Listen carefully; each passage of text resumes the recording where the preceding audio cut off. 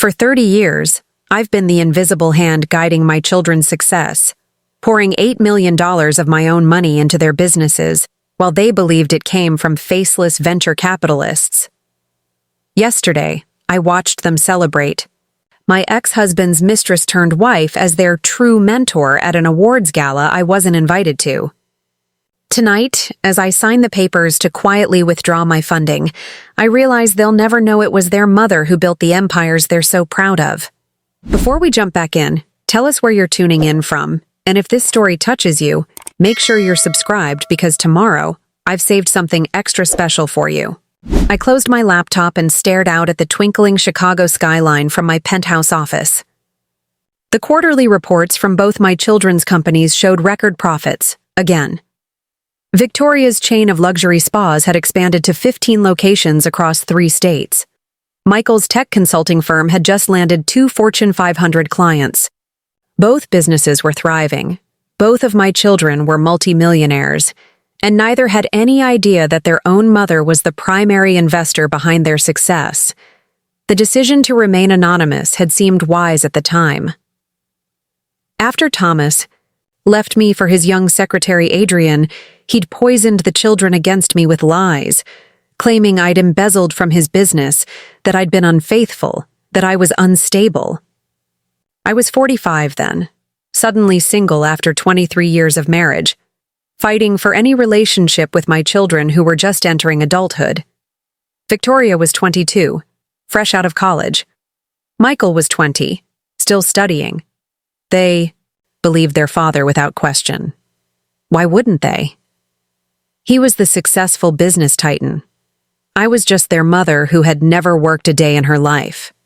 What Thomas and the children never knew was that I had been far more than a corporate wife.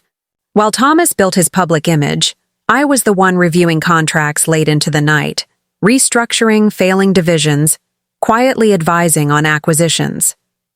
I had an MBA from Wharton that I'd never used officially.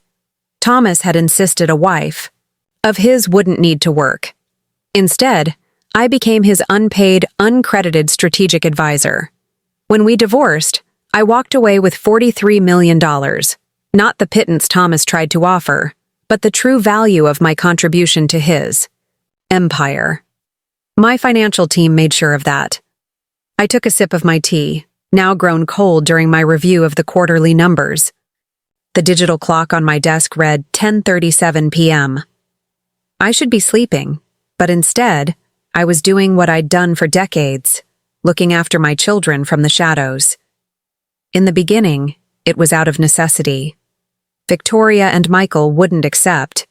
My calls wouldn't come to my new home, wouldn't let me explain my side of the story.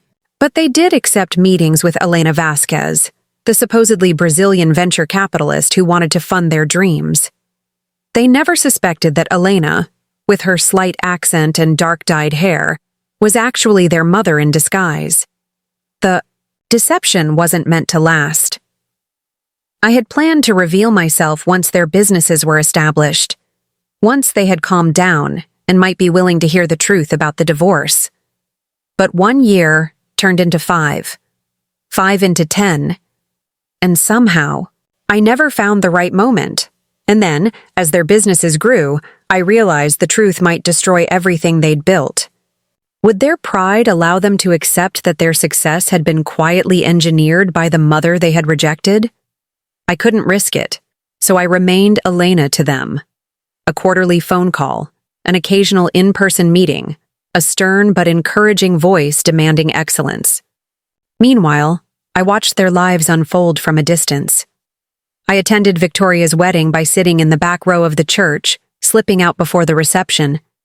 I saw Michael's first child, my granddaughter, only through photos my private investigator secured. I knew their favorite restaurants, their vacation spots, their friends. I knew everything and nothing about my own children. My phone chimed with a text message. It was from Rebecca, my assistant, and the only person who knew my secret. "Have you seen the Lux Business Awards live stream?" The message read. I hadn't. I immediately opened my tablet and found the link to the ceremony. The Lux Awards honored the top luxury and lifestyle brands each year. Victoria's spa chain, Serenity, was nominated for Best Wellness Experience. I scrolled through the video until I found the wellness category announcement, and the winner is Serenity Spa and Wellness Retreats. The camera panned to Victoria, resplendent in a champagne-colored gown, her chestnut hair swept up elegantly. She looked so much like me at her age that it made my heart ache. She hugged the people at her table, her husband Derek, her executive team, and my breath caught. Thomas and Adrian were there. Adrian, 20 years my junior and now impossibly preserved through cosmetic procedures, beamed with pride as Victoria took the stage.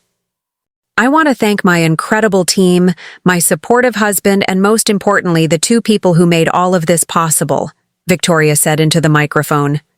My father, Thomas Harrington, who taught me everything I know about business. Thomas stood and waved, his silver hair gleaming under the ballroom lights, his face creased with a triumphant smile. So, and the woman who has been more than a stepmother to me, more like a true mother, Adrienne Harrington, whose vision for luxury wellness inspired Serenity from day one.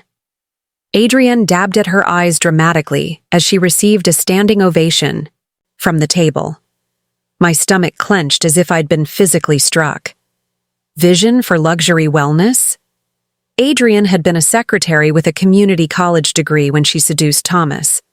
The concept for Serenity had come from my own research, carefully fed to Victoria through Elena's suggestions and market analysis reports. I forced myself to keep watching. After the ceremony, the camera caught Victoria, Michael, and his wife, Kimberly, Thomas, and Adrian in the lobby, champagne flutes in hand. To the Harrington family business empire, Thomas toasted. And to Mom, Michael added, looking directly at Adrian, who always believed in us when no one else would. I closed the video, my hands shaking so badly I nearly dropped the tablet. Mom. He had called her Mom. Adrian was barely 15 years older than Michael. She had entered their lives when they were already adults. She had done nothing to build their businesses. And yet, there she was, accepting the credit, accepting their love, standing in the place that should have been mine. My intercom buzzed. It was the building's front desk. Ms. Reynolds, your daughter Victoria is here to see you. She says it's urgent. My heart nearly stopped. Victoria, here? My hands flew to my face, checking for Elena's makeup. But of course there was none. I was just Catherine Reynolds tonight, financial consultant to the wealthy. Elena only existed during those quarterly meetings, scheduled weeks in advance. Ms. Reynolds? The doorman prompted. I took a deep breath. Send her up, please. In the 3 minutes it took for the elevator to reach my penthouse floor, my mind raced through possibilities. Had she discovered my secret? Was she coming to confront me? To thank me? To demand explanations? I smoothed my silk loungewear, tucked a strand of silver hair behind my ear, and tried to compose myself. The elevator doors opened directly into my foyer, and there stood Victoria, still in her gala gown, though she'd thrown a cashmere wrap around her shoulders. Her makeup was smudged beneath her eyes, as if she'd been crying. Victoria, I said, my voice barely a whisper. She stepped into my home, looking around at the minimalist luxury of my penthouse with detached interest.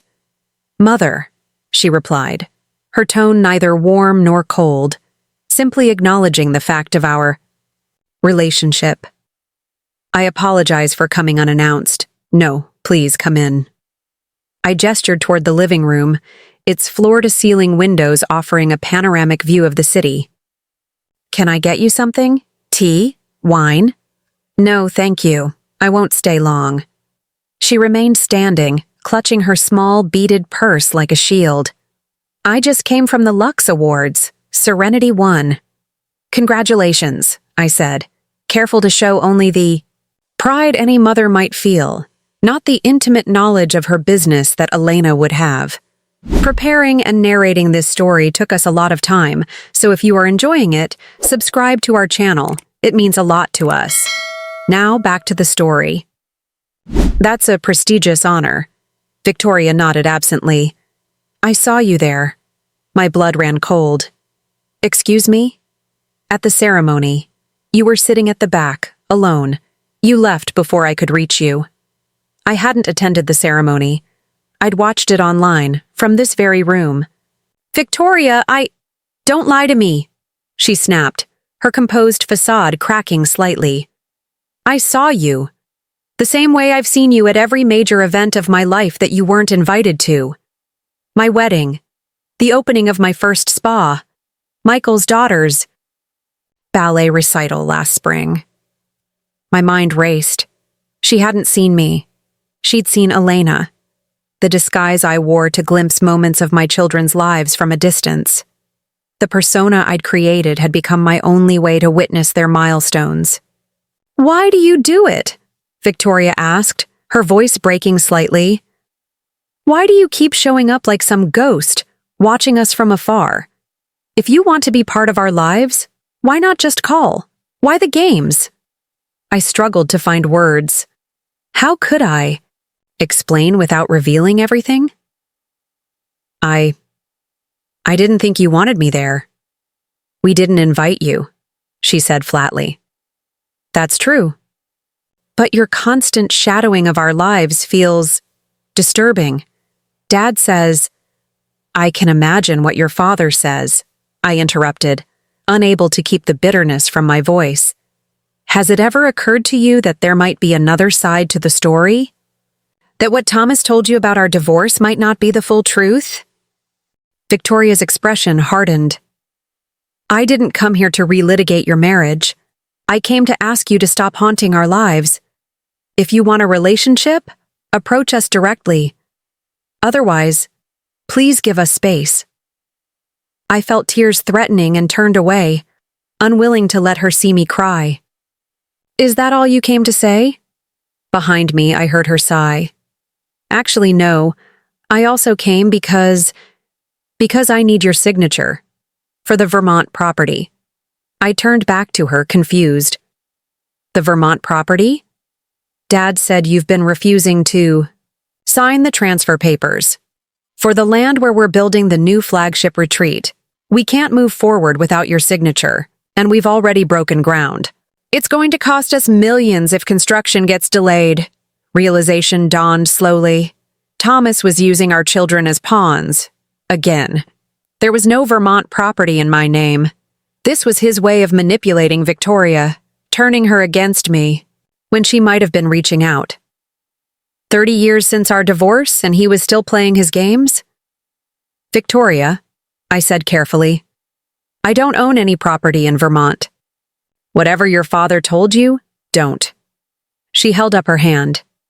Just don't. I knew this was a mistake. She turned toward the elevator. Elena Vasquez warned me about trusting you. I froze. What did you say? Victoria paused, her back still to me. Our primary investor. She said you'd try to sabotage us because you're bitter about the divorce, about our relationship with Adrienne. She said you've tried to interfere with our businesses before. My own alter ego turned against me. It was almost too cruelly ironic to bear. Had Thomas somehow discovered my secret? Was he now using it as another weapon? Victoria, please, I started. But she cut me off. I need to go. We'll find another way to handle the Vermont situation. I wish things could be different between us, Mother. I really do. As the elevator doors closed behind her, taking my daughter away from me once more, I sank onto my sofa, my mind spinning. For decades, I'd poured my heart, soul, and fortune into helping my children succeed from the shadows. I'd maintained the facade of Elena Vasquez, international investor, to stay connected to them. And now somehow that very persona was being weaponized against me. I walked to my office and unlocked the hidden safe behind an abstract painting. Inside was a thick folder labeled contingency. It contained documents I'd prepared years ago, but never had the heart to execute. Papers that would reveal my ownership stake in both Victoria's and Michael's companies, transfer schedules that would systematically withdraw my funding over a 5-year period, and a full accounting of every dollar I'd invested under the Elena Vasquez identity. My hand trembled as I lifted the folder. Tomorrow, Elena Vasquez would request an urgent meeting with both Victoria and Michael. It was time they learned who had really been behind their success all these years. It was time they faced the truth about their father, about Adrienne, and about the mother they had so easily discarded. As I prepared for bed, my phone chimed with an incoming email. It was the daily report from my private investigator, another service I'd maintained for years to stay informed about my children's lives. The subject line made my heart stop. Urgent. T. Harrington financial irregularities discovered. I opened the attachment with shaking hands. What I read confirmed my worst fears and ignited a determination I hadn't felt in years. Thomas hadn't just stolen my relationship with my children. Now he was stealing from them too, siphoning millions from their businesses through a complex web of fraud that implicated Adrienne as well. Tomorrow would change everything. I set my alarm, closed my eyes, and for the first time in decades, I slept without dreams of reconciliation. Instead, I dreamed of justice. I woke before my alarm, my body tense with anticipation. Today, Elena Vasquez would make her final appearance. I opened my closet and pulled out the garment bag containing Elena's signature look, a tailored navy pantsuit, silk blouse, and the dark wig I'd worn for so many years it felt like a second skin. As I applied the makeup that subtly altered my features, contouring to sharpen my cheekbones, slightly darker foundation to suggest a Mediterranean complexion, I studied my reflection. The face looking back was simultaneously me and not me, familiar and foreign. One last performance, I whispered to my reflection. My phone rang. Rebecca, already at the office an hour early as I'd requested. The conference room is prepared, she reported. It has set up the presentation exactly as you specified. The documentation packages are on the table, sealed as instructed. And the other arrangements? Your attorney is standing by. The forensic accountants have prepared their findings in layman's terms. And she hesitated. Mr. Fujimoto from the SEC is aware that he may receive a call later today. Thank you, Rebecca. I hesitated, then added, after today, I'd like you to take that vacation we've discussed. The villa in Santorini is yours, for as long as you need. Rebecca had been with me for 15 years. She knew everything, my disguise, my children, the elaborate structure of shell companies I'd created to channel funds to Victoria and Michael without revealing my identity. She deserved a generous severance, but I knew she'd refuse anything. That looked like an ending. A vacation was our compromise. I'll consider it, she replied diplomatically. Your car is waiting downstairs. 90 minutes later, I sat at the head of the conference table in the downtown offices of Vasquez International Ventures, the investment firm that existed solely as a front for my activities. The firm occupied half a floor in a prestigious office building, maintained a small staff who handled legitimate if minor investments, and served as the base for my Elena persona. None of the staff knew that Elena wasn't real, or that the firm's primary purpose was to funnel my personal fortune into 2 specific companies. Victoria arrived first, 15 minutes early. Even after her late night at the gala, she looked impeccable, in a cream-colored dress and subtle jewelry. Always the overachiever. She nodded to me, to Elena, with professional courtesy. Ms. Vasquez, this is unexpected. Your message sounded urgent. It is, Victoria. But let's wait for your brother.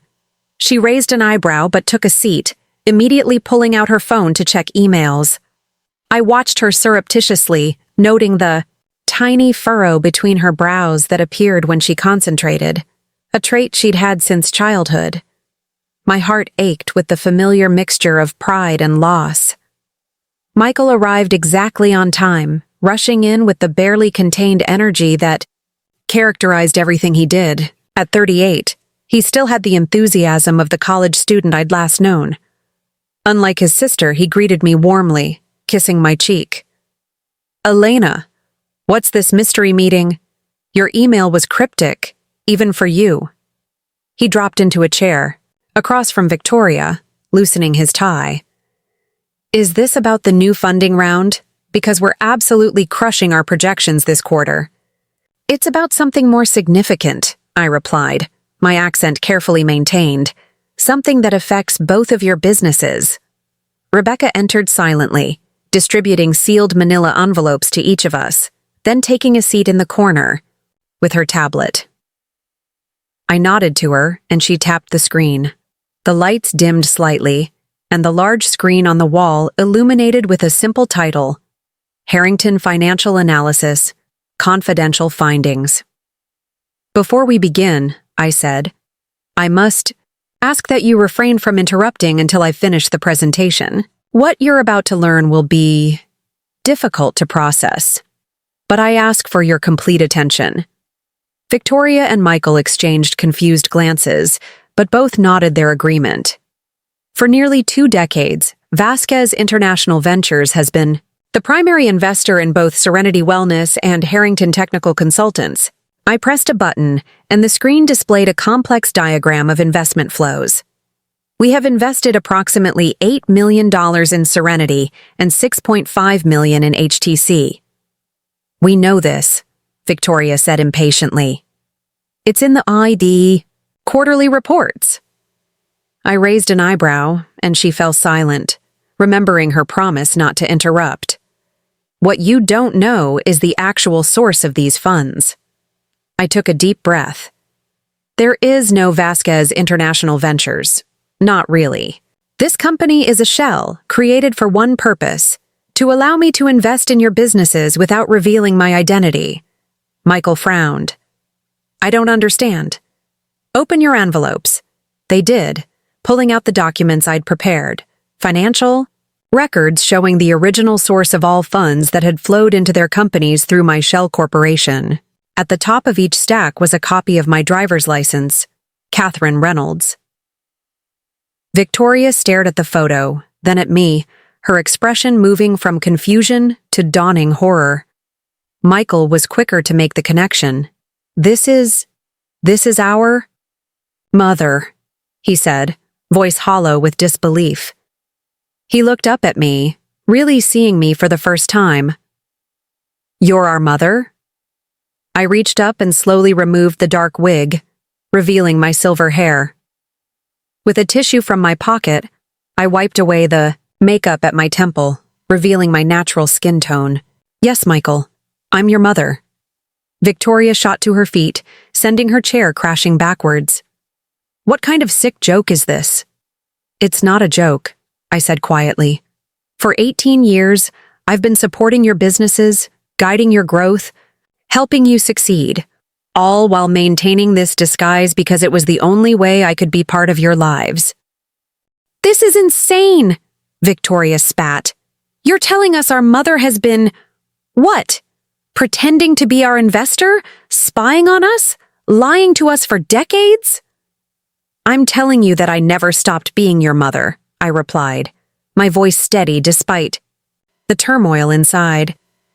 "When you both cut me out of your lives after the divorce, when you believed your father's lies about me, I found another way to stay connected to you, to help you." Michael was paging through the documents, his face pale. These show that nearly 70% of our initial funding came from you, through this fake company." "Yes." "Why?" Victoria demanded. "Why the deception? Why not just be our mother?" My calm facade cracked slightly. "Be your mother?" "Victoria, you refused my calls. You returned my letters unopened. When I came to your college graduation, you had security escort me out. What choice did I have?" She had no answer for that. I continued. "But that's not why I called you here today." I gestured to Rebecca, who advanced the presentation to the next slide. 3 months ago, our financial monitoring systems detected irregularities in both your companies. Money being siphoned through a complex network of vendors and consultants. The screen showed flowcharts documenting suspicious transactions, highlighted in red. We launched an investigation and discovered that someone has been systematically embezzling from both your businesses. Someone with intimate knowledge of your operations and with enough authority that no one questioned these transactions. Michael leaned forward, his earlier shock temporarily overridden by concern. How much money are we talking about? From Serenity, approximately $3.2 million over the past 5 years. From HTC, just under $2 million. Victoria had regained some of her composure, though she remained standing. And you know who's responsible? I nodded and advanced to the next slide. There, in high-resolution clarity, were photos of Thomas and Adrian, alongside documentation of offshore accounts, shell companies, and falsified vendor contracts, all bearing their signatures. Your father and Adrienne have been stealing from you since the beginning. The consulting fees Adrienne charges Serenity for her wellness expertise, the technical audits Thomas's friends supposedly conduct for HTC, all fronts to funnel your profits into their personal accounts in the Caymans. Victoria stared at the screen, her face unreadable. Michael buried his head in his hands. This can't be happening, he muttered. Dad wouldn't. He couldn't. I've had forensic accountants verify every transaction, I said gently. There's no mistake. I'm sorry. Victoria turned to me, eyes blazing. Why should we believe you? You've been lying to us for 18 years. This could all be fabricated. Another manipulation to turn us against Dad and Adrienne. I had anticipated this reaction. The documentation in your packets has been independently verified. The account numbers, transaction records, signature verifications, all of it can be confirmed by your own financial teams. I'm not asking you to take my word for it. A heavy silence filled the room. Rebecca slipped out quietly, sensing the need for privacy. Finally, Michael looked up at me. All these years, all these meetings, the advice, the funding, that was really you? I nodded. The expansion strategy for HTC that you, proposed 3 years ago. That was the turning point for us. We'd be half our size without that. I know, I said simply. I remember how nervous you were about taking on those enterprise clients. But I knew you were ready. His eyes filled with tears. You knew because you're my mother. You knew what I was capable of. Victoria wasn't ready for reconciliation. This doesn't change anything, she snapped. You deceived us, for years. And now you're making accusations against the people who actually stood by us? I met her gaze steadily. I understand your anger, Victoria. But ask yourself, who had more to gain from lying to you? Me, by anonymously supporting your dreams? Or your father, by turning you against me while systematically stealing from you? She had no immediate answer. I continued. I've transferred full control of Vasquez International's holdings to each of you, respectively. From this moment forward, you own the shares I purchased. My involvement in your businesses is ended. Just like that? Michael asked. You're walking away? My role as Elena Vasquez is finished, I confirmed. What happens next is up to you, both regarding your businesses and regarding any relationship we might have going forward. Victoria gathered her documents with shaking hands. I need time to process this and to verify these allegations against Dad and Adrienne. Of course, I said. The evidence has been shared with your CFOs this morning. They can confirm everything independently. Michael stood slowly. Mom, he said, testing the word as if it were in a foreign language. All those times Elena attended my product launches, my daughter's performances, that was you? I nodded, emotion making speech impossible. "You were there all along," he whispered. "I just didn't see you." Victoria moved toward the door, still clutching her documents. "I need to go. I can't. I need to think." As she reached for the handle, the door swung open violently. Thomas Harrington burst in, his face contorted with rage, Adrian close behind him. "What the hell do you think you're doing, Catherine?" he roared. I stood calmly, though my heart raced. "How did you know I was here, Thomas?" "Your assistant isn't as loyal as you think?" Adrian smirked. "Money talks." "Rebecca?" It couldn't be. Then I realized they weren't referring to Rebecca. Someone else on my staff had betrayed me. Thomas advanced toward the conference table, jabbing a finger at the screen still displaying evidence of his fraud. "You think you can turn my children against me with these lies? After all these years?" "They're not lies, Thomas," I replied evenly. "And they're not children anymore. They deserve to know who's been supporting them and who's been stealing from them." Victoria looked between us, confusion evident on her face. "Dad? Is it true? The consulting fees? The offshore accounts?" "Of course not," Adrian cut in smoothly. "Your mother has been unstable for years. Everyone knows it. These documents are clearly fabricated." Michael had been studying his father's face carefully. "You knew," he said quietly. "You knew Mom was Elena Vasquez, didn't you? That's why you told us never to question her investment decisions or look too closely at where the money came from." Thomas's expression flickered. Just enough confirmation for everyone in the room. "You found out somehow," I said, realization dawning. "And rather than expose me, you used it to your advantage. You let me fund their businesses while you took the credit, and skimmed your share off the top." "You abandoned them," Thomas snarled. "I raised them. I deserved compensation." "Compensation?" Victoria's voice was barely a whisper. "You stole from me? From my company?" "Not stole," Adrian said quickly. "We provided valuable services. The fees were commensurate with—" "Stop lying," Michael interrupted. "I can read a financial statement. These weren't service fees. This was theft. Systematic, calculated theft." Thomas changed tactics, his voice suddenly conciliatory. "Let's all calm down. Whatever Catherine's told you, remember who stood by you all these years. Who was there for your graduations, your weddings? Who introduced you to the right people, opened doors for you? While stealing millions out the back door," I added quietly. Victoria looked at all of us, her face a mask of betrayal. "I trusted you," she said, her gaze moving from Thomas to Adrian. "I let you make me hate my own mother." Adrian stepped forward, hands outstretched placatingly. "Darling, you don't understand. The business world is complicated. Sometimes unconventional financial arrangements are necessary for—" "Save it," Victoria snapped. "I built Serenity from nothing. I worked 18-hour days for years, and all. This time, you were what? Laughing behind my back while you stole my profits?" Thomas's demeanor changed, his face hardening. "You ungrateful brats.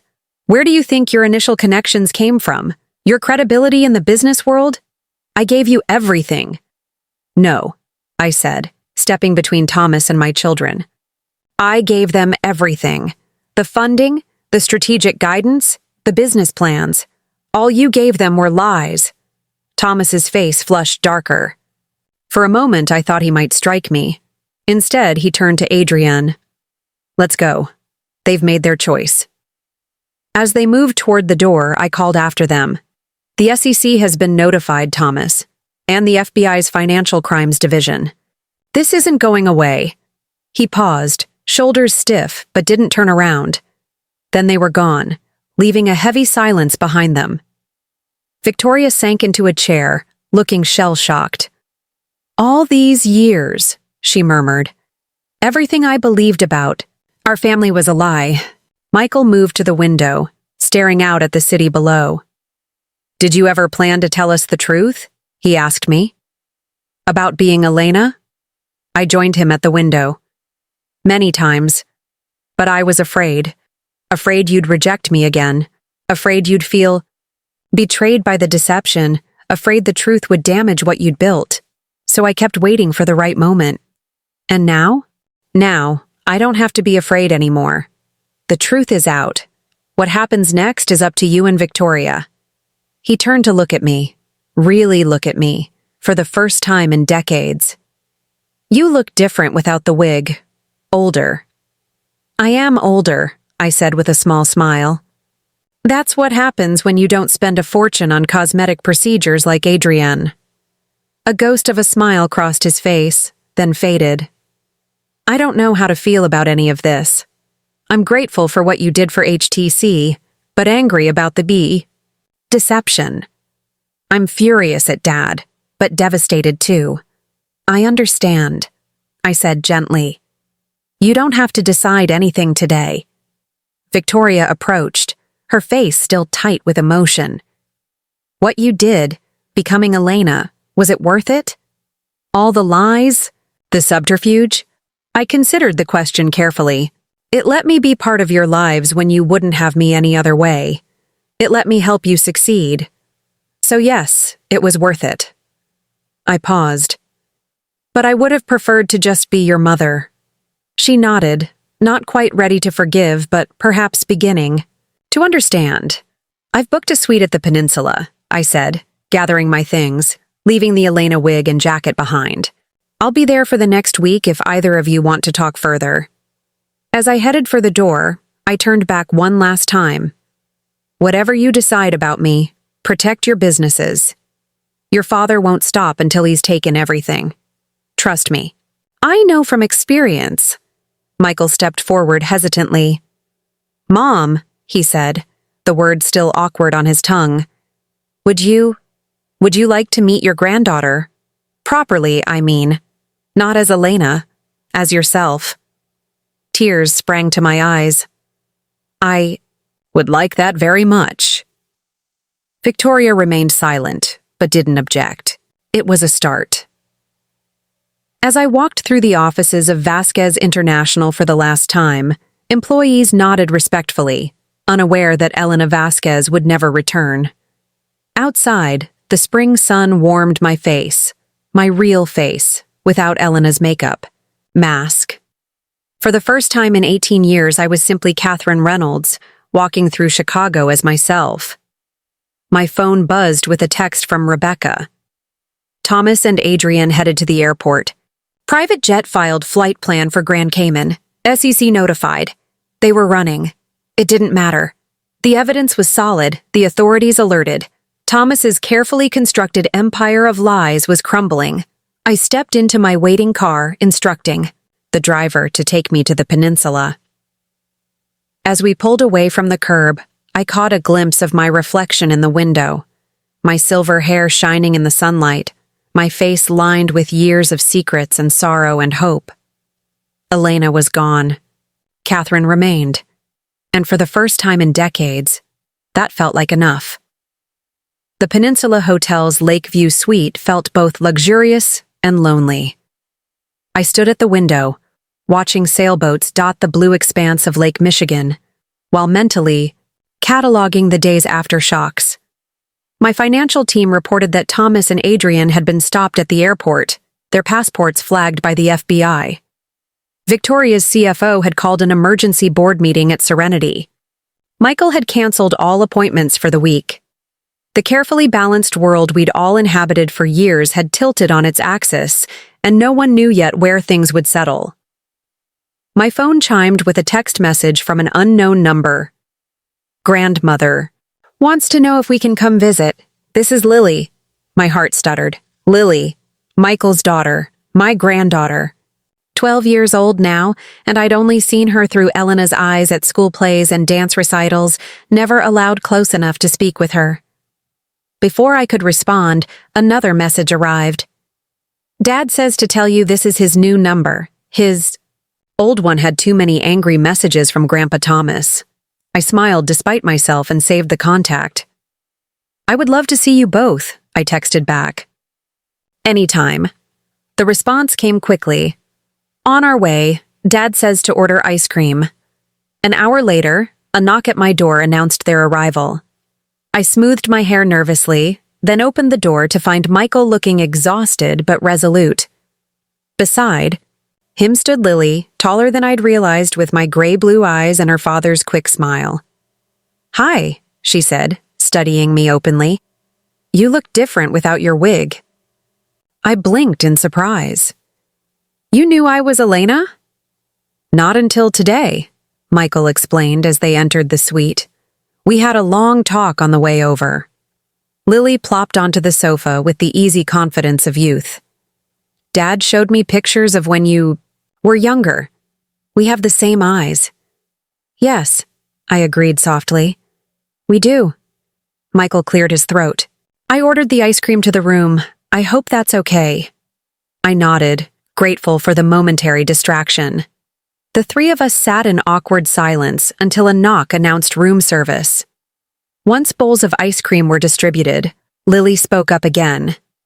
"So you're my real grandmother, not Adrienne." "Yes." "And you gave Dad all that money to start his company, but pretended to be someone else." "That's a simplified version, but yes." Lily considered this while spooning chocolate ice cream into her mouth. "That's pretty weird." Michael choked slightly on his ice cream, caught between laughter and mortification. "Lily, we talked about tact," she shrugged. "It is weird, but also kinda cool, like a spy movie." She turned those familiar eyes on me. "Were you afraid we wouldn't like you if we knew who you were?" The directness of her question caught me off guard. "Yes," I admitted. "I was afraid of that. Because Grandpa Thomas said bad things about you?" "Lily," Michael warned gently. "It's all right," I assured him. "Yes, partly because of things your grandfather said, and partly because relationships are complicated when people get divorced." Lily nodded sagely. "Like Mackenzie's parents. They can't even sit together at school concerts without fighting." "Something like that." "Well," she said, setting down her empty bowl, "I think it's sad you had to pretend to be someone else. That must have been lonely." Her simple empathy nearly undid me. "It was," I whispered. The conversation shifted to lighter topics. Lily's school, her upcoming science fair project, her dance classes. Michael watched us interact with an unreadable expression, occasionally joining in, but mostly observing. After an hour, he mentioned they should head home for dinner. As they prepared to leave, Lily startled me by giving me a quick, impulsive hug. "See you soon, Grandma Catherine," she said, the name falling naturally from her lips. After they'd gone, I sat in the quiet suite, the ghost of her hug still warming me. For 18 years, I'd been a shadow in my family's life. Now, in one bewildering day, I'd stepped into the light. The exposure left me feeling raw, vulnerable, yet strangely hopeful. That hope diminished the following morning when my attorney called with troubling news. "Thomas Harrington has filed a lawsuit against you," she informed me. "He's claiming you defrauded Victoria and Michael by misrepresenting yourself as Elena Vasquez." "That's absurd," I said. "I invested my own money in their companies. There was no fraud." He's also seeking an emergency injunction to freeze all assets formerly belonging to Vasquez International, claiming they were obtained through deception. I closed my eyes, fighting a wave of anger. He's desperate, trying to distract from his own crimes by attacking me. Exactly. But we need to respond quickly. The hearing is tomorrow morning. After ending the call, I paced the suite restlessly. Thomas was doing what he'd always done, twisting the truth, manipulating situations, using our children as pawns in his games. It had worked for 30 years. Would it work again? My phone rang. Victoria. I answered with trepidation. "I just got served with papers," she said without preamble. "Dad's suing you and trying to freeze Serenity's assets."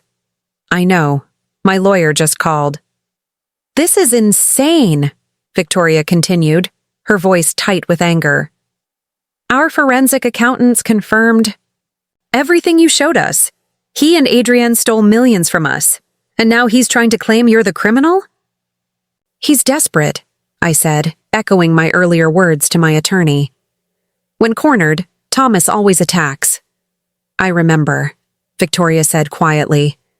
After a pause, she added, I need to ask you something, and I need the truth. Of course. All those years ago when you and Dad divorced, did you really embezzle from his company like he claimed? The question stung, even though I'd anticipated it for years. No, Victoria. I never took a penny that wasn't rightfully mine. What happened was the opposite. I helped build his business, strategizing, reviewing contracts, making connections, all unofficially, because he insisted his wife shouldn't work. When we divorced, I demanded fair compensation for my contributions. He called it embezzlement. The courts called it equitable distribution. Silence stretched between us. Then, I believe, you. 3 simple words, yet they held the weight of decades of mistrust finally beginning to crack. Thank you, I managed to say. I'm fighting this injunction, Victoria continued, her voice stronger now. My attorneys will file countersuits against Dad and Adrienne for the embezzlement. If we need to air 30 years of family dysfunction in court to protect what I've built, so be it. After we hung up, I sat stunned by the shift in her tone. Victoria had always been Thomas's defender, the one who most readily believed his version of events. Now she was preparing to stand against him, to stand with me. The next 24 hours passed in a blur of legal consultations, document reviews, and statement preparations. By the time I entered the courtroom for the injunction hearing, I felt battle-ready, armored in a simple but elegant charcoal suit, no disguises, no pretense. Thomas and Adrienne sat at the plaintiff's table, both overdressed for the occasion. Thomas in an Italian suit that screamed old money, Adrienne dripping in jewelry as if the courtroom were a charity gala. Their attorney, a shark I recognized, from Chicago's most aggressive firm, leaned toward them, whispering last-minute advice. At our table sat my attorney, calm and prepared.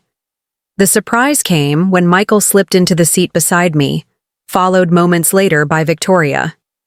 They'd come to support me, publicly, officially. You didn't have to come, I whispered. Yes, we did, Michael replied. The proceedings began with Thomas's attorney painting a lurid picture of deception, a scheming ex-wife creating an elaborate false identity to manipulate her estranged children. He demanded the immediate freezing of all assets associated with Vasquez International to prevent further fraud. When my attorney rose to respond, she was cool and methodical, presenting documentation showing that every dollar invested had been my own legitimate funds. There had been no misrepresentation of the source of the money, merely the identity of the investor. She then pivoted to introduce evidence of Thomas and Adrienne's embezzlement, arguing that their lawsuit was merely retaliation for being caught. Your Honor, she concluded, the plaintiff's request isn't about protecting Harrington Technical Consultants or Serenity Wellness.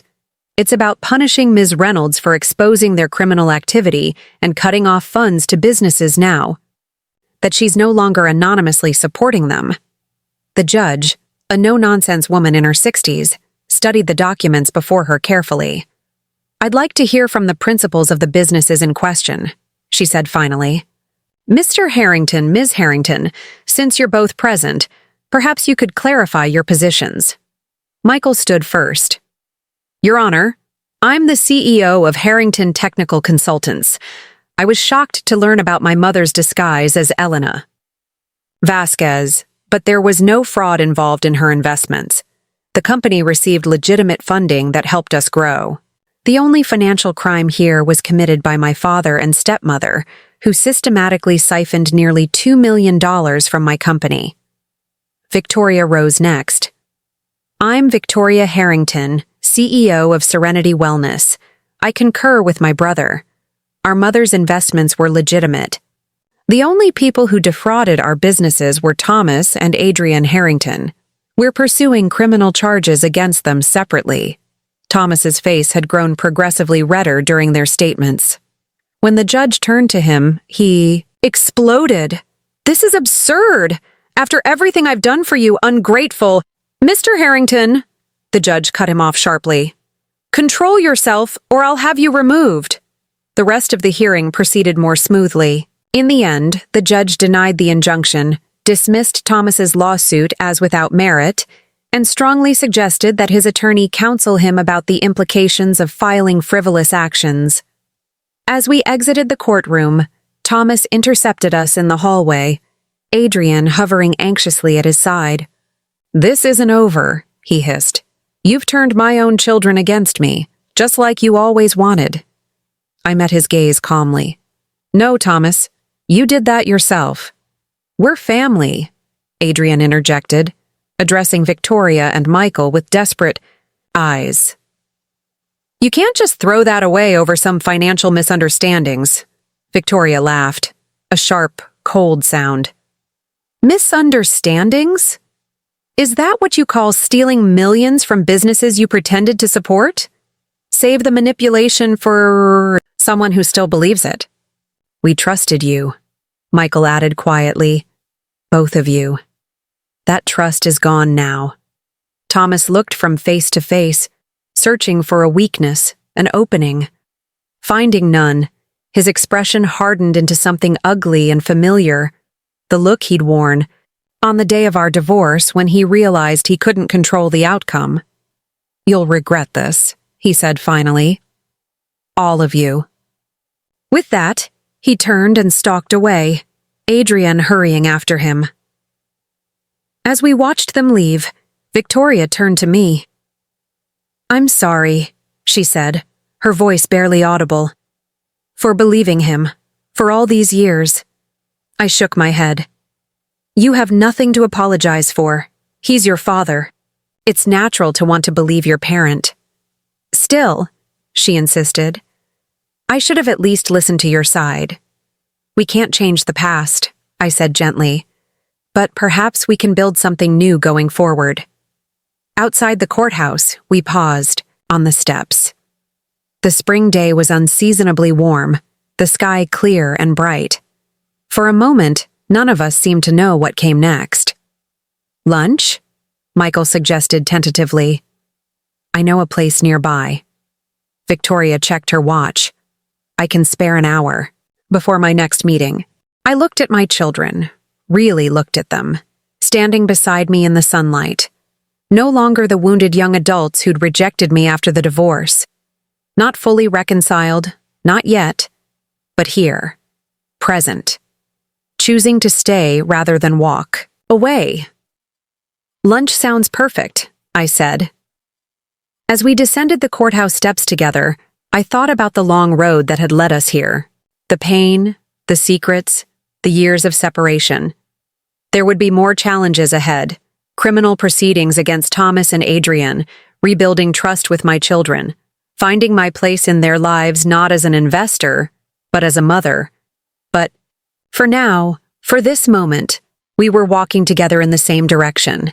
After 30 years of shadows and masks, it felt like finally stepping into the light. Thomas Harrington always believed he was untouchable. It was a conviction I had watched him cultivate over decades, through business deals, social connections, and the careful cultivation of his public image as a self-made success story. That certainty of his own invulnerability was precisely what had finally brought him down. 3 weeks after the failed injunction hearing, I sat in the federal prosecutor's office alongside Victoria and Michael, listening as U.S. Attorney Diana Patel outlined the case against Thomas and Adrian. "The evidence is overwhelming," she explained, spreading documents across the conference table. "Wire fraud, money laundering, tax evasion, spanning at least 7 years. We've identified accounts in the Caymans, Belize, and Singapore containing approximately $11 million in misappropriated funds." Victoria exhaled sharply. "11 million?" Patel nodded. That's significantly more than the $5 million your forensic accountants initially discovered. Mr. Harrington and Mrs. Harrington apparently had their hands in several other businesses connected to your companies: vendors, suppliers, contractors. They were skimming from all of them. What happens now? Michael asked. They've been offered a plea deal. In exchange for full financial restitution to the affected businesses, Mr. Harrington would serve 5 years in federal prison. Mrs. Harrington, who appears to have been less directly involved in establishing the schemes, would serve 18 months. I studied the younger woman's face. They won't take it, I said with certainty. Thomas would never willingly spend a day in prison, let alone 5 years. Patel's expression confirmed my assessment. You're right. They've rejected the offer and intend to fight the charges. Their attorney has already started a media campaign portraying this as a vindictive witch hunt engineered by you, Ms. Reynolds. Of course he has, I murmured. Thomas's playbook hadn't changed in 30 years. When threatened, attack. When guilty, claim persecution. As we left the prosecutor's office, Victoria checked her vibrating phone and frowned. The news is already breaking. My PR team says reporters are gathering outside Serenity's headquarters. Same at HTC, Michael confirmed, looking at his own messages. Social media is exploding with hashtags about family betrayal and business dynasty drama. I felt a pang of guilt. I'm sorry. Your businesses shouldn't suffer because of this. Victoria surprised me by squeezing my arm gently. This isn't your fault. Dad and Adrian did this to themselves. And to us. The media frenzy intensified over the following days. Business news outlets ran special features on the Harrington dynasty downfall. Society columns that had once fawned over Thomas and Adrian's charity galas now gleefully detailed their alleged crimes. Photographers camped outside their Lake Forest mansion, capturing unflattering images of the couple looking haggard and besieged. Through it all, Thomas maintained his innocence, granting exclusive interviews where he painted himself as the victim of a vengeful ex-wife and ungrateful children. He claimed I had manipulated Victoria and Michael, using my ill-gotten divorce settlement to buy their loyalty. When asked about the documented evidence of embezzlement, he dismissed it as creative accounting and standard business practices. He really believes it, I remarked to Michael one evening, as we watched Thomas's latest interview together in my hotel suite. He's convinced himself he had every right to take that money. Dad always thought the rules didn't apply to him, Michael agreed, muting the television. Growing up, he'd tell me that successful men make their own rules. I thought it was just motivational talk. Victoria arrived, letting herself in with the keycard I'd given her. She carried a bottle of wine and 3 glasses, setting them on the coffee table with a weary sigh. Adrian called me today, she announced as she poured, crying, begging me to make this all go away. What did you say? I asked. What did you say? I asked. I told her she should have thought about consequences before stealing $3 million from my company. Victoria handed us each a glass. She tried to claim it was all Dad's idea, that she was just following his instructions. As if that makes it better. Michael swirled his wine thoughtfully. Do you think she's telling the truth? That she was just following orders? Victoria snorted. Adrian has never just followed anything in her life. She was his secretary, remember? She knew exactly how to work financial systems, how to move money around without raising flags. I remained quiet, letting them talk. These conversations, my children processing their father's betrayal together, had become more frequent over the past weeks. I was simply grateful to be included, to be permitted to witness their journey toward understanding. The irony, Victoria continued, is that they didn't even need the money. Dad's regular income was substantial. Adrian's consulting business was legitimate, even if overpriced. They stole because they could, not because they needed to. Pride, I said finally. Thomas couldn't stand that your businesses were succeeding. Beyond his own achievements, Taking from you was his way of reasserting control. Michael looked at me curiously. You've never told us what exactly happened between you two. The real story, not Dad's version. I took a deep breath. It was a question I'd been expecting, yet still felt unprepared to answer fully. The simplified version? I helped build his first company, unofficially behind the scenes, while maintaining the perfect corporate wife facade he demanded. When I finally realized he saw me as an asset, not a partner, I asked for a divorce. He was enraged that I would dare leave him. Victoria studied me over the rim of her glass. And the unsimplified version? I hesitated, then decided they deserved the complete truth. Your father was charming, ambitious, and utterly self-centered. I mistook his intensity for passion, his confidence for competence. Early in our marriage, I discovered he was struggling with the business side of his ventures, the actual operations and strategy. Numbers bored him. Details frustrated him. He was all vision, no execution. I paused, remembering those early years. I had an MBA gathering dust while I played hostess at his business dinners. So I started helping, reviewing contracts at night, restructuring departments, creating strategic plans. Thomas presented everything as his work, of course. His ego couldn't handle admitting his wife was the business mind behind his success. That tracks, Michael muttered. The arrangement worked, for a time. I had the intellectual challenge I craved. He had the public recognition he needed. But as the years passed, the imbalance grew. He began taking credit for my most innovative ideas. He'd dismiss my concerns about risky ventures, then blame me when they failed. The final straw came when I discovered he was having an affair with Adrienne. Victoria winced. While she was his secretary. Yes. The cliché of it was almost as painful as the betrayal, I admitted. When I confronted him, he didn't even deny it. He said, and I'll never forget this, "What did you expect? You're too focused on business to be a proper wife." Michael made a disgusted sound. I filed for divorce the next day. Thomas was blindsided. He truly believed I would tolerate anything to maintain our lifestyle. When I demanded fair compensation for my years of unacknowledged work, he became vindictive. He froze accounts, challenged every asset, and worst of all, he began turning you both against me. Victoria set down her glass. I remember him telling us you were having a nervous breakdown, that you'd become irrational, dangerous even. A convenient narrative to explain my sudden absence from your lives, I said quietly, and easier for you to accept than the truth, that your father had betrayed and discarded me, then lied to protect himself. A heavy silence fell over the room as my children absorbed this history, so different from the story they'd been told. For decades. Finally, Michael spoke. I wish I'd known. I wish I'd questioned him more.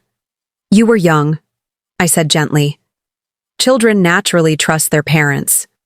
Victoria's phone chimed with a news alert. She checked it, then looked up with widened eyes. They've been arrested. Dad and Adrienne. The FBI took them in an hour ago. The news, though expected, still landed with physical force. For 30 years, Thomas had seemed untouchable, protected by money and connections.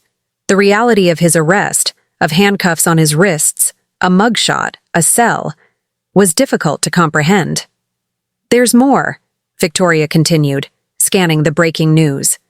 They seized documents from his home office. The prosecutor believes they've uncovered evidence of additional financial crimes dating back 15 years. I wasn't surprised.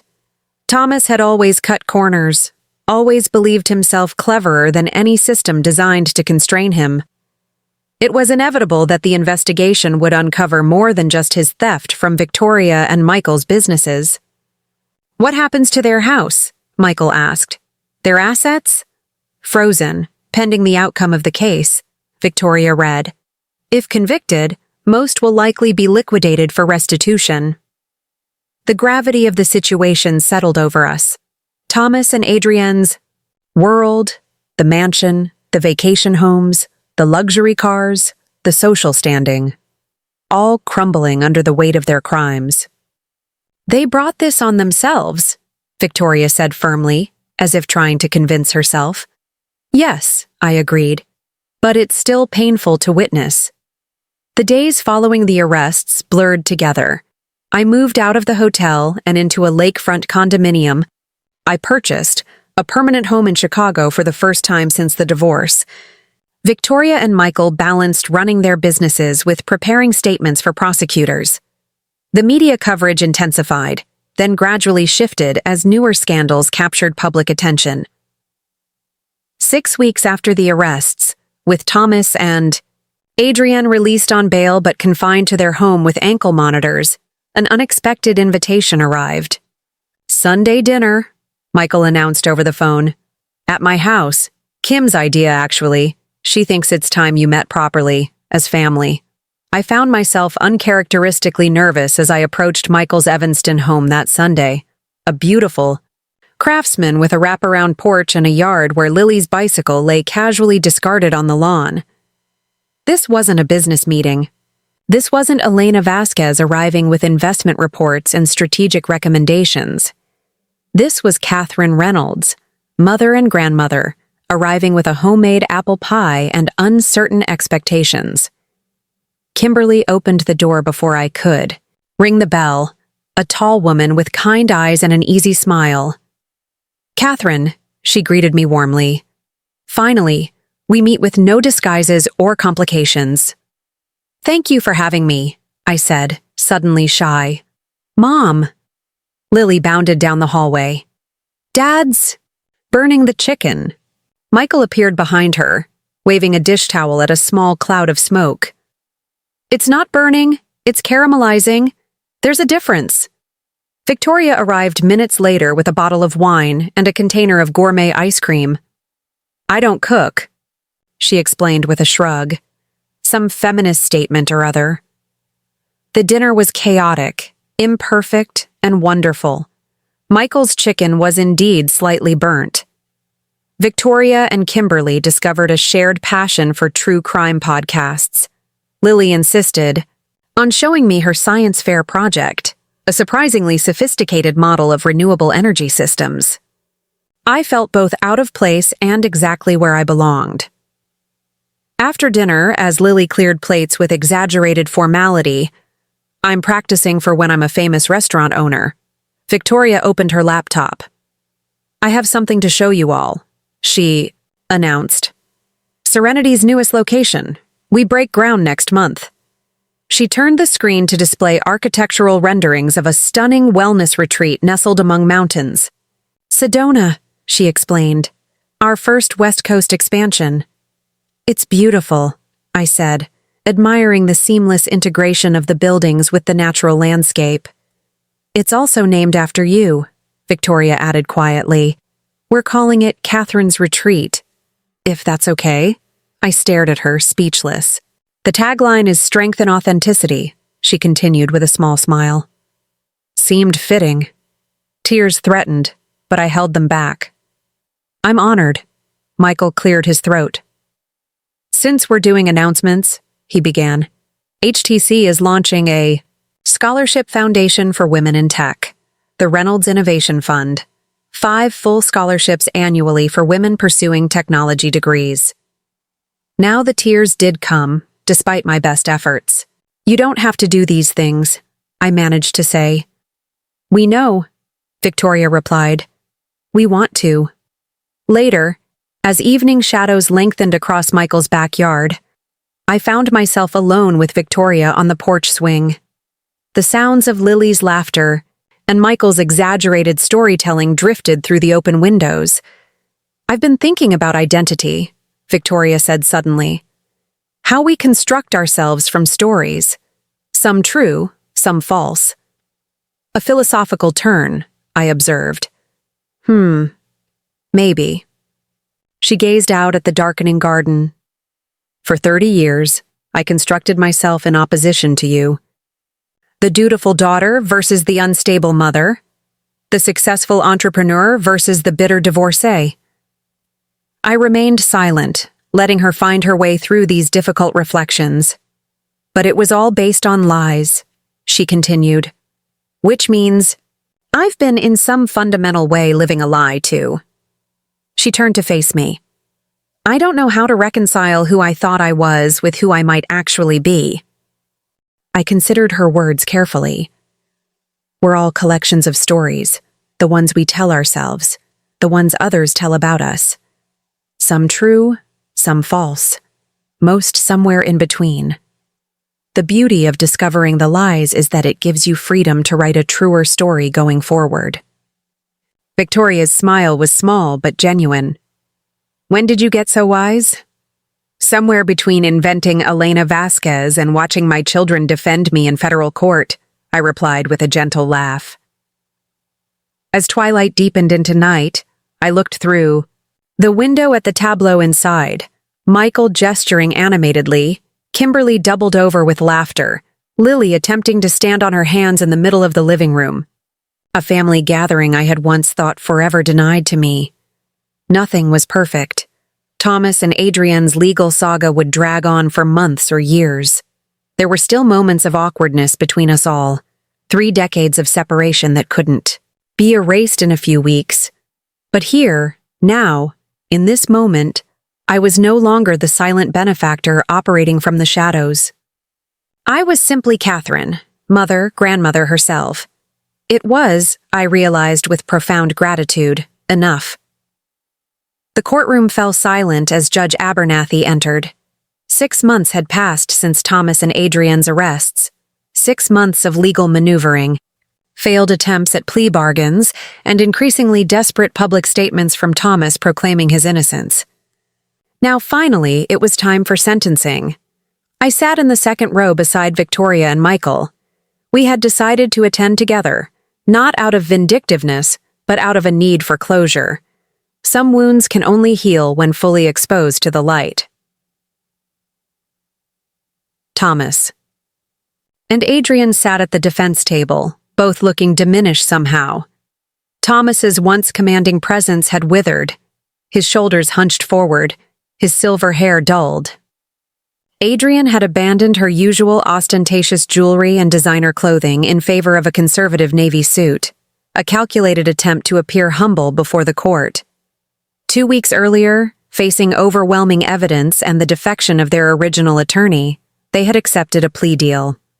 Thomas would plead guilty to wire fraud, money laundering, and tax evasion. Adrienne would plead to lesser charges of conspiracy and filing false tax returns. In exchange, prosecutors would recommend reduced sentences. Judge Abernathy adjusted her glasses and surveyed the courtroom. Before I pronounce sentence, would either defendant like to address the court? Thomas rose slowly, buttoning his jacket with shaking hands. Your Honor, he began, his voice raspier than I remembered. I stand before you humbled and remorseful. I've had time to reflect on my actions and their impact, not just on the businesses involved, but on my family. He turned toward us, his expression carefully contrite. Especially on my children, who deserved better from their father. Victoria stiffened beside me. She had predicted this, that Thomas would perform remorse perfectly, having practiced it in front of mirrors his entire life. The real Thomas Harrington, she insisted, had never been sorry for anything except getting caught.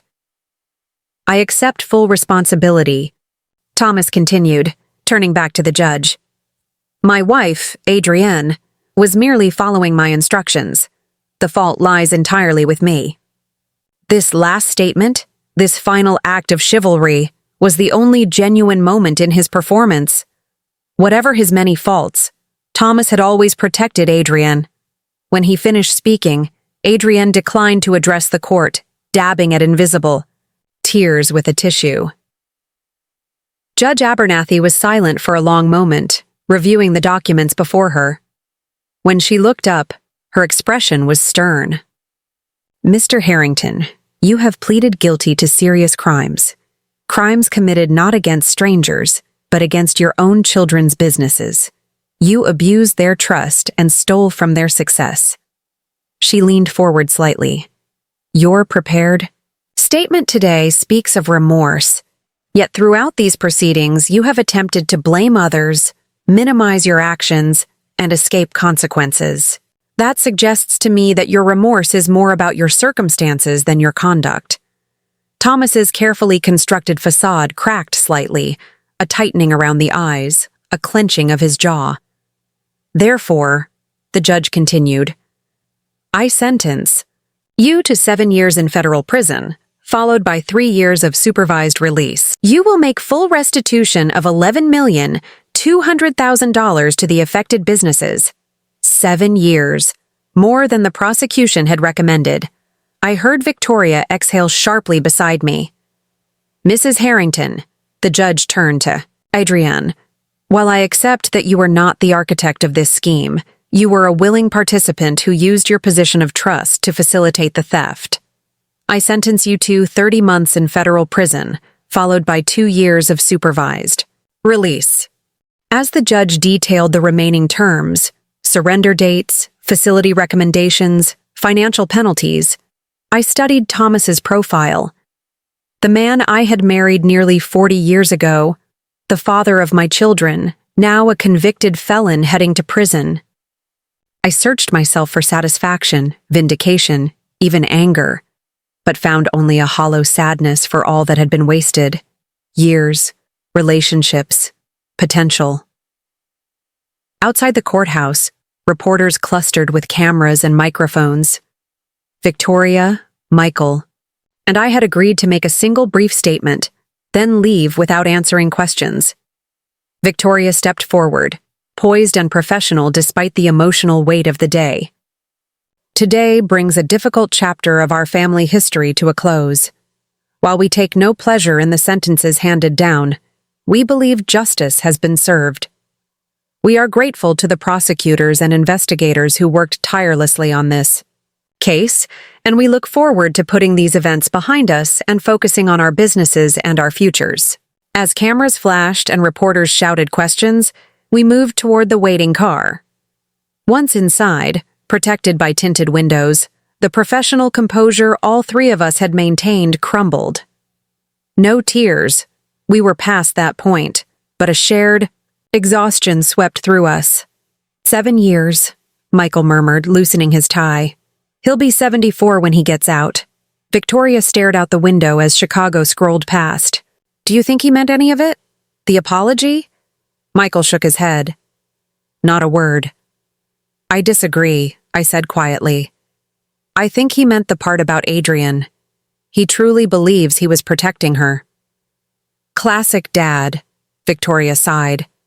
Doing the right thing for entirely self-serving reasons. The car dropped Michael at his office first, then Victoria at Serenity's headquarters. I continued alone to my condo, where I had invited them both for dinner that evening. As I prepared the meal, a simple pasta dish that had once been a family favorite, I reflected on the extraordinary journey of the past 6 months. From the ashes of Elena Vasquez's exposure had risen something I had never dared hope for. A genuine, if still healing, relationship with my children. Weekly dinners had become our tradition. Victoria and I had begun taking morning walks along the lakeshore. Michael frequently consulted me on business matters. Openly, officially, my name now listed as a senior advisor to HTC. Most precious of all, I had become a true grandmother to Lily. She stayed with me 1 weekend each month, those days filled with baking projects, museum visits, and long conversations where her insight frequently startled me. You and Dad are a lot alike, she had observed recently. You both solve problems by breaking them into little pieces first. The doorbell interrupted my thoughts. Victoria arrived first, kicking off her heels with a sigh of relief. Michael and Kimberly followed 20 minutes later, apologizing for the delay. A school issue with Lily had required their attention. As we gathered around my dining table, the conversation deliberately avoided the sentencing. Instead, we discussed Serenity's expanding locations, HTC's new government contracts, Lily's upcoming dance recital, and my own newest venture, a small investment firm specifically funding women-owned businesses. It was only as we lingered over coffee that Victoria finally referenced the day's events. "I've been thinking about legacies," she said, tracing the rim of her cup with a finger. "Dad was obsessed with his legacy, how he'd be remembered, what he'd leave behind. It drove every decision he made. That's what makes today so devastating. For him," I noted. "His legacy is now defined by his crimes, not his achievements." "Which got me thinking about your legacy, Mom," Victoria continued. "For years, you quietly funded our success without recognition. You built Elena Vasquez into this brilliant investor persona that everyone respected, but no one knew was you." I shrugged. "It wasn't about building a legacy, it was about helping my children succeed." "Exactly," Victoria said, leaning forward intently. "And that's the difference. Dad's legacy was always about him. His name, his reputation, his success story. Yours was about others, about Michael and me, about creating opportunity without requiring credit." Michael nodded thoughtfully. "It reminds me of something Lily said after we told her the whole story. She said, 'Grandma Catherine built castles and let other people live in them.'" The simple wisdom of this observation brought unexpected tears to my eyes. "Which brings me to something we've been discussing," Victoria continued, glancing at Michael, who nodded encouragement. "We want to establish a foundation, the Catherine Reynolds Foundation for Women in Business. Seed money from both our companies, plus matching personal contributions." I started to protest, but she held up a hand. "It's not just about honoring you, though it certainly does that. It's about creating something meaningful from this whole mess. The foundation will provide mentorship, funding, and support to women entrepreneurs who face barriers to traditional investment, particularly women returning to the workforce after divorce or family challenges," Michael added. "Women who, like you, have valuable skills and ideas, but lack the networks or resources to execute them." I was genuinely moved. That's a wonderful concept. "We'd like you to chair it," Victoria said. "No disguises required." As I absorbed this unexpected proposal, Kimberly spoke up. "There's something else we've been discussing, all of us, including Lily." She looked at Michael, who reached into his jacket pocket and withdrew an envelope, sliding it across the table to me. "What's this?" I asked, picking it up cautiously. "The deed to a lakeside property in Michigan," he explained. "About 2 hours' drive from here. 6 acres, a main house, and a small guest cottage. We bought it together," Victoria added. "All of us contributed, Michael and Kim, me, even Lily with her birthday money. It's a family compound of sorts. For weekends, holidays, summers," Michael continued. "A place where we can all gather, where Lily can bring friends, where Victoria can escape from work, where you can have your family around you. Or your privacy if that's what you need," Kimberly added with a gentle smile. "The guest cottage is yours exclusively." I opened the envelope with trembling fingers, examining the deed inside. The property was called Lakeside Haven, and it had been legally registered to all of us. Catherine, Victoria, Michael, Kimberly, and even Lily. "I don't know what to say," I managed finally. "You don't have to say anything," Victoria said, reaching for my hand. "Just promise you'll come up with us next weekend to see it. It needs some renovation, but the location is perfect." As the evening wound down and my children prepared to leave, I found myself standing on my balcony, gazing out at the Chicago skyline glittering against the night sky.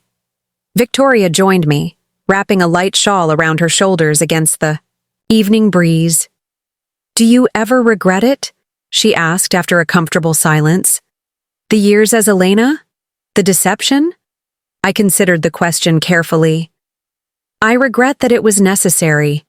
I regret that circumstances, and yes, your father's manipulation, created a situation where I felt it was my only option." I turned to face her. But do I regret being there for you and Michael, even in disguise? Never. She nodded, understanding. You know, for years I had this recurring dream. I'd be giving a presentation or accepting an award, and I'd look out into the audience and see a woman, face unclear but somehow familiar, watching me with such pride. I'd wake up feeling both comforted and unsettled. And now? Now I know it wasn't a dream, not really. It was you. Always you, watching from the shadows, believing in me even when I rejected you. I wrapped an arm around her shoulders. This daughter, who had once been so distant and was now standing beside me, open and vulnerable. What happens now? She asked softly. With Dad in prison, the truth about your investments revealed, Elena gone. It feels like we're in uncharted territory. We are, I agreed. But that's not necessarily a bad thing. Uncharted territory means we get to draw the map ourselves. Later that night, after everyone had gone, I sat at my desk and opened a leather-bound journal, a gift from Lily, who had decorated the cover with pressed flowers and a carefully lettered title, Grandma Catherine's Real Stories. I picked up a pen and began to write, not about the past, I had dwelled there long enough, but about the present and the future, about the foundation that would bear my real name, about the lakeside haven where a fractured family might continue to heal, about my granddaughter's wisdom and my children's forgiveness, about stepping out of shadows into light. For 30 years, I had been a silent benefactor, watching from the margins of my children's lives. Now, finally, I could be simply and openly myself. Catherine Reynolds, mother, grandmother, investor, friend. My legacy would not be measured in dollars invested or businesses built, but in relationships restored and new beginnings embraced. It was, I realized as I filled page after page, the wealthiest I had ever felt. Nervous? Victoria asked, adjusting my silk scarf with sisterly fussiness. Terrified, I admitted, smoothing non-existent wrinkles from my tailored navy suit, the same color Elena Vasquez had always favored, though the resemblance ended there. Today I was undisguised, silver hair styled in an elegant bob, my own face bare of any transformative makeup. You'll be magnificent, Victoria assured me. You've been preparing for this your entire life. 1 year had passed since Thomas and Adrienne's sentencing. A year of remarkable transformation. The Catherine Reynolds Foundation for Women in Business had grown from concept to reality with breathtaking speed. Today marked its official launch, with a symposium featuring prominent female entrepreneurs and a gala fundraiser to follow. My role as the foundation's chairwoman had thrust me into a spotlight I'd spent decades avoiding. The irony wasn't lost. On me, after years operating in shadows as Elena Vasquez, I was now stepping onto stages, giving interviews, and publicly championing the cause of women in business. 5 minutes, Ms. Reynolds, a young assistant called, poking her head into the green room. Victoria squeezed my hand. Remember, just tell your story. That's all people want to hear. Parts of my story, I corrected with a wry smile. The statute of limitations hasn't expired on all of Elena's creative financial maneuvers. She laughed, the sound lightening my nerves. Fair point. Tell the legally advisable parts of your story. Minutes later, I stood at the podium, gazing, out at a sea of faces, some familiar, many unknown. Michael and Kimberly sat in the front row, beside Lily, now 13, and documenting everything on her phone. Victoria stood in the wings, giving me an encouraging thumbs up. Good morning, I began, my voice steadier than I felt. My name is Catherine Reynolds, and for 18 years, I secretly funded my children's businesses through an elaborate disguise as a venture capitalist named Elena Vasquez. A ripple of surprised laughter moved through the audience. They hadn't expected me to lead with that. Not exactly the conventional opening for a foundation launch, I continued with a small smile. But then, nothing about my journey has been conventional. Over the next 20 minutes, I shared a carefully edited version of my story. The divorce that severed me from my children, the creation of Elena Vasquez as a means to stay connected, the eventual revelation of my true identity, and the reconciliation that followed. I spoke about the barriers women face in business, particularly those re-entering the workforce after major life transitions. The Catherine Reynolds Foundation exists to ensure that no woman with talent, determination, and vision needs to create an alter ego to be taken seriously in business, I concluded. We provide mentorship, funding, and support networks that create legitimate pathways to success. Because every woman deserves to achieve on her own terms, under her own name. The applause that followed felt like validation, not just of the Foundation's mission, but of my own winding path to this moment. The symposium flowed into networking sessions, panel discussions, and workshops throughout the day. By evening, as staff transformed the venue for the gala, I retreated briefly to a quiet office to collect myself. The day's events had been exhilarating, but exhausting. I sat alone, eyes closed, savoring a moment of stillness. A knock at the door interrupted my solitude. Michael entered, carrying 2 cups of tea. "Thought you might need this," he said, setting one before me. "You were amazing today, Mom." "Thank you," I said, warming my hands around the cup. It felt cathartic somehow, telling my story publicly after hiding for so long. He settled into a chair across from me. "I've been thinking about Dad today." I raised an eyebrow, surprised. "We rarely discuss Thomas. Victoria and I visited him last month," Michael continued, "at the prison in Pennsylvania.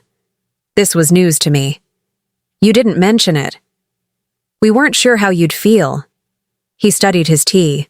"He's different, subdued. The doctors have him on medication for high blood pressure, depression."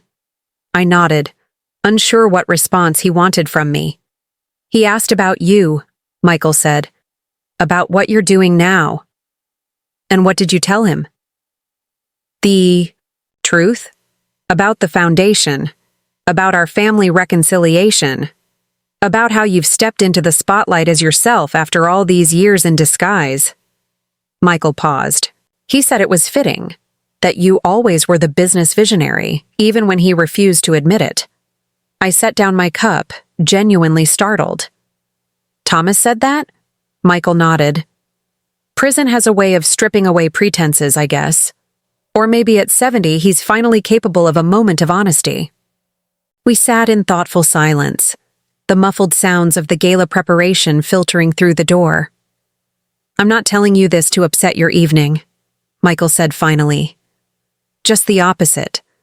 I wanted you to know that even he recognizes what you've built, as Elena, as Catherine, as yourself. That's significant." I reached across to squeeze his hand, touched by his intention. "Thank you for telling me." The gala that evening exceeded all expectations. 200 guests filled the elegantly decorated hall, representing Chicago's business elite alongside emerging female entrepreneurs. The foundation announced its first round of grants, substantial. Funding for 15 women-owned startups, selected from over 300 applications. As I circulated through the crowd, accepting congratulations and fielding questions about the foundation's plans, I spotted a familiar face that stopped me mid-conversation.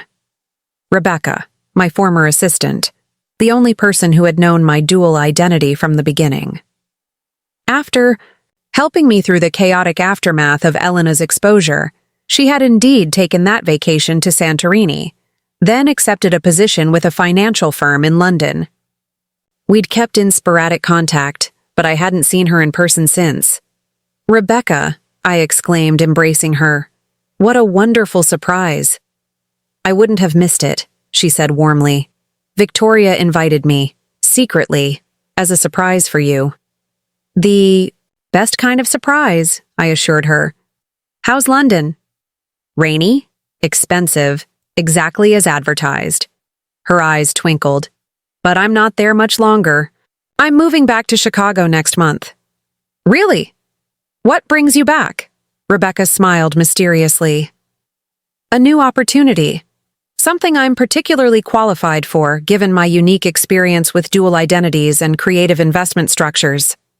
It took me a moment to understand her meaning. The foundation? You're coming to work with us? As Director of Investment Strategy, she confirmed.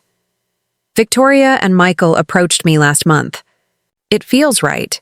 Helping women build businesses legitimately after all those years helping you fund your children's companies clandestinely. I laughed, genuinely delighted. From accomplice to reformer, I love it. Later that evening, as the gala wound down, my family gathered at my table. Victoria, Michael and Kimberly, Lily, and now Rebecca, who had always been something like family anyway. Champagne flowed as we toasted the foundation's successful launch. To Catherine Reynolds, Victoria proclaimed, raising her glass, who finally gets to take credit for her own brilliance. To Mom, Michael added, who funded our dreams when we didn't deserve her support. To Grandma, Lily chimed in, who proved you're never too old for a plot twist.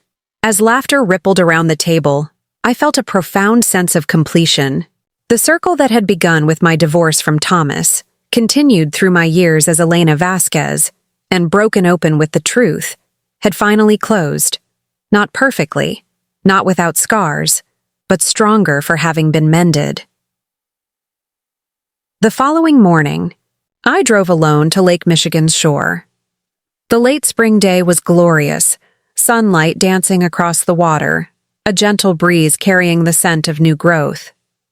I walked along the familiar path where Victoria and I now took our weekly morning conversations. My phone chimed with a message from Lily. Operation Lakeside Haven team meeting tonight, renovation plans, followed by an incomprehensible string of emojis. I smiled at her enthusiasm for our shared project. The lakeside property had indeed become a family gathering place, though the renovations were taking longer than anticipated. Another message, this one from Victoria. Foundation press coverage exceeding expectations. 3 interview requests already this morning. And finally, from Michael. Proposal accepted by London firm. Taking family to celebrate at Lakeside this weekend. You in? I typed quick affirmative responses to all 3, then slipped the phone back into my pocket, preferring to focus on the present moment, the rhythmic sound of waves, the warmth of morning sun, the simple pleasure of walking forward on my own 2 feet.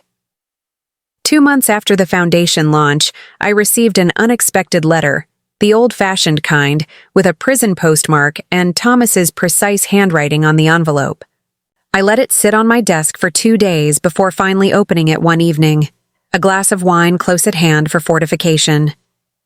Catherine, it began without preamble, our children tell me you've established a foundation to help women in business. They say it's already making a difference. I'm not surprised.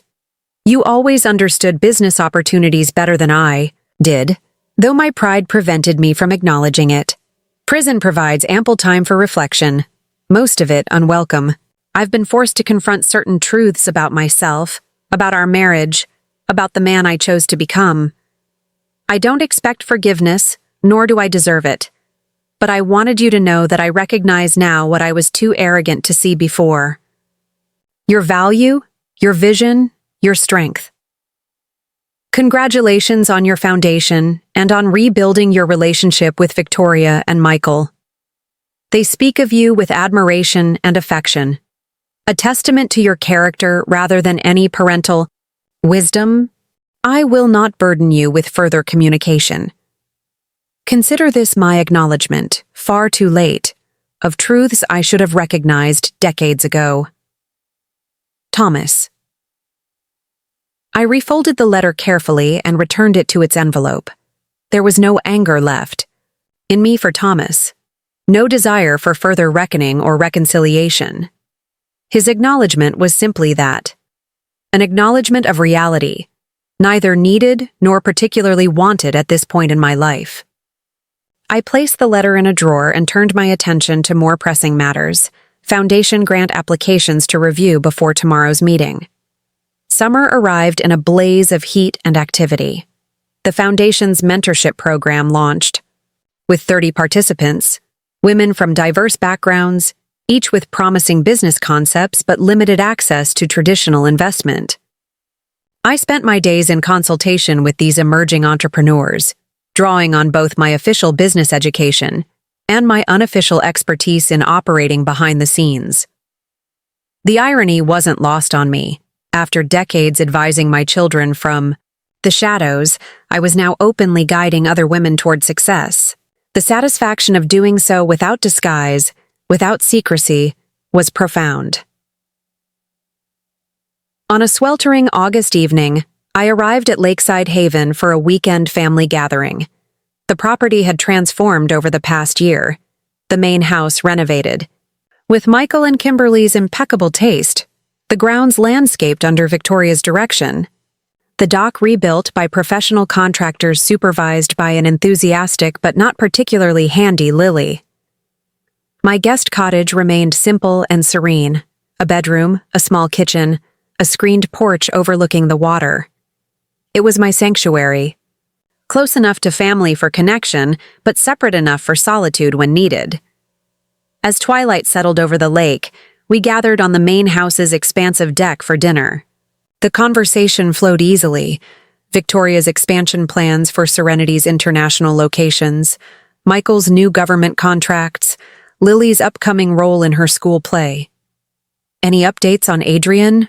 Victoria asked Michael quietly as we lingered over dessert. Lily had gone inside to call a friend. "Being released next month," he replied. "Her sister in Phoenix has agreed to take her in." "Has she been in contact?" I asked, curious but not invested. Michael shook his head. "Not with me. Victoria?" "A birthday card for Lily," Victoria said. "Inappropriate jewelry enclosed." I returned. "It." The topic shifted naturally to other matters. The foundation's next funding round, the upcoming holiday season, Kimberly's promotion at her architectural firm. Later, as stars emerged above the darkened lake, I sat alone on my cottage porch, savoring the distant sounds of Lily's laughter from the main house. The path that had led me here, from corporate wife to divorced mother, from Elena Vasquez to Catherine Reynolds, from silent benefactor to public advocate, had been neither straight nor easy. Yet somehow, through deception born of love, through truth that caused both pain and healing, I had arrived at this moment of contentment. My children knew me, truly knew me. My granddaughter was growing up with my real stories, not fabricated ones. The wealth I'd used to secretly support my family now openly supported other women's dreams. The following morning, I woke early and walked to the end of the dock, watching the sun rise over the still water.